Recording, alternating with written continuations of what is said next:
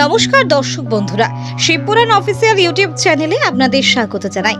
আজ আপনাদের সামনে দর্শন করাতে চলেছি দুর্গাপুর সদা জাগ্রত সিটি সেন্টার কালীবাড়ি।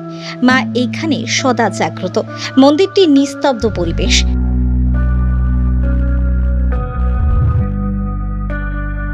শুট করার সময় মনে হচ্ছিল মন্দিরে কেউ ঘোরাফেরা করছে। আমরা যখন ঠাকুর মশাইকে জিজ্ঞাসা করি মায়ের সম্বন্ধে, তিনি জানান রাত্রেবেলায় কোনো মহিলা পুজোর জন্য ডাকে, মন্দিরের সামনে আসলে কাউকে দেখতে পাওয়া যায় না। ঠাকুর মশাই আসুন পুজো দেব, ঘুঙুরির শব্দ পায় কিন্তু কাউকে দেখতেই পায় না। কালী মন্দির নামে যেটা পরিচিত, যেখানে আপনি পুজো করছেন, কত বছর ধরে পুজো করছেন?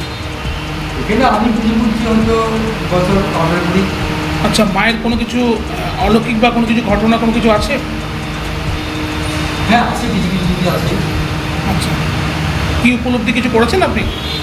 হ্যাঁ, আমিও দেখেছি হয়তো অনেক সময় রাত্রে ঘুমোচ্ছি হয়তো রাত করে মেয়ে ছেলে ডাকছে, ঠাকুর সব উঠুন বেলা হয়ে গেছে, হয়তো উঠে দেখছি কেউ কোথায় না, তখন চলে গেছে। এরকম ব্যাপার হয়? হ্যাঁ, মায়ের কোনো ঘুমুরের শব্দ বা মায়ের চলাফেরা শব্দ? সেটা শুধু মায়ের দুপুরে শব্দ শুনেছি, ফটফট করে আজ বলছে হয়তো মানুষ চলে এসছে, দেখছি কেউ কোথাও।